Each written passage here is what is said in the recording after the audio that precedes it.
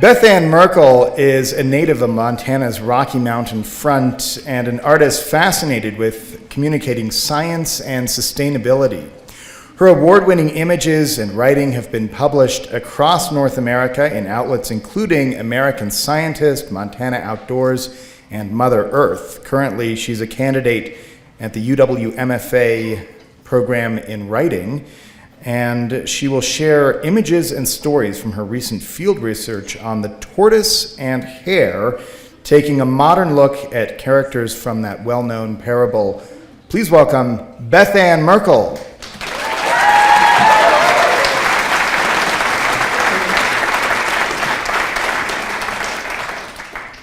Ready for a little easy science? Yes. Come on. The world has a story. The story is a race. The race has been run many times in many countries for many reasons. Importantly, the racers are also real animals coexisting in several ecosystems.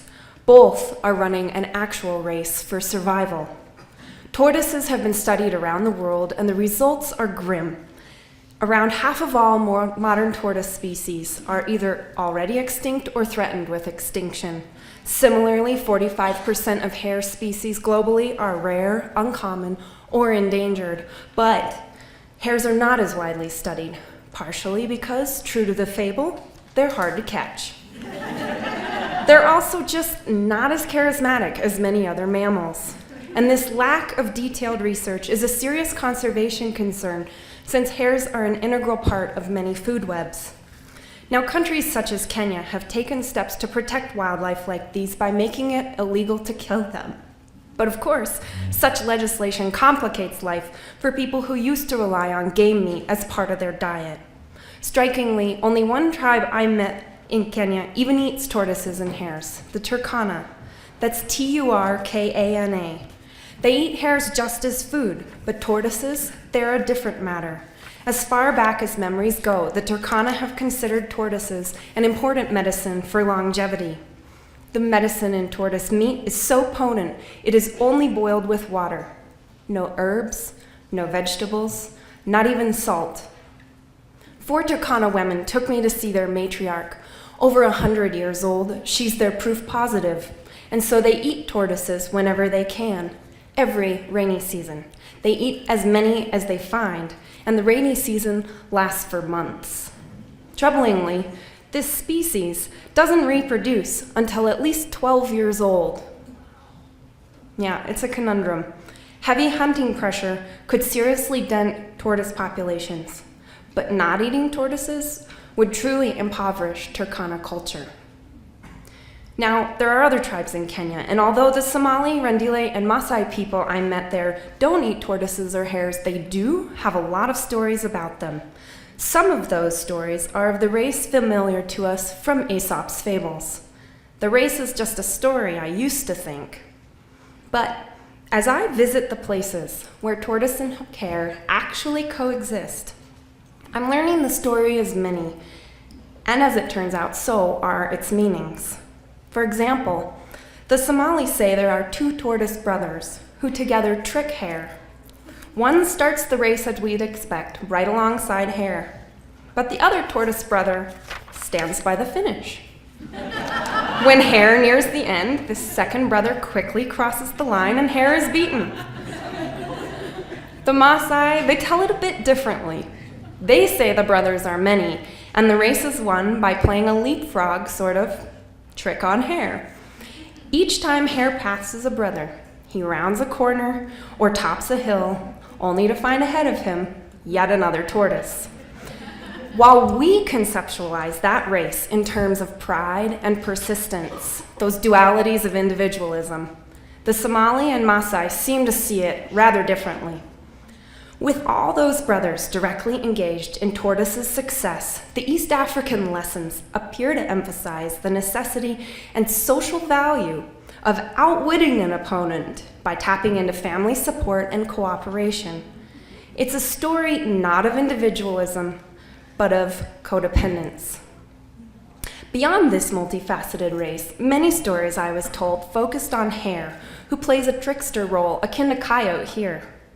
In one Maasai story, Hare wants to marry, but his prospective father-in-law requires a bucket of honey for a dowry. It's not just an exchange, it's a test. The father-in-law knows Hare is not strong enough to carry so much honey, but he doesn't account for Hare's cleverness. Hare unscrupulously tricks Elephant into carrying the honey by telling Elephant they'll join a huge community feast and they just must bring something to share. The two walk a long way with Elephant bearing the heavy burden, and when Elephant finally reaches the village and delivers the honey, Hare gets a wife in return. And the deception becomes clear.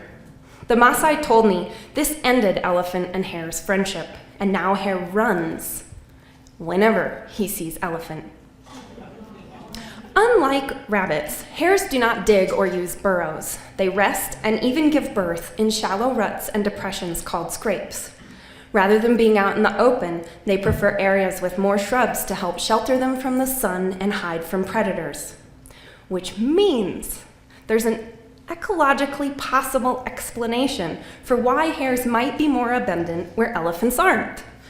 After all, elephants spend much of their life clearing out vegetation, so areas where they forage are likely to be open, with large mature trees, but not many shrubs.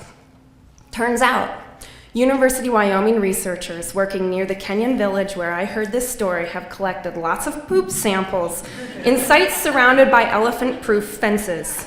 My husband is analyzing these samples, and his analysis might show hares actually are more numerous in these areas where elephants aren't.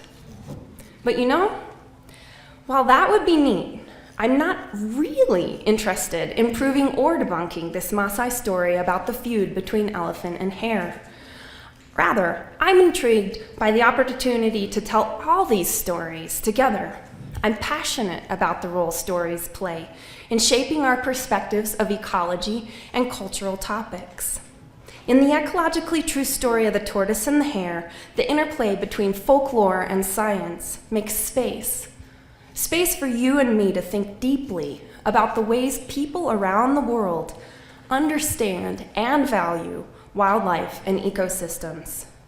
There's space to think about who possesses what kinds of knowledge and what we do with it. In places as far away as Kenya, as nearby as Arizona's Sonoran deserts, tortoise and hare invite us to think about the stories we share, and very importantly, the stories we can learn. Thank you.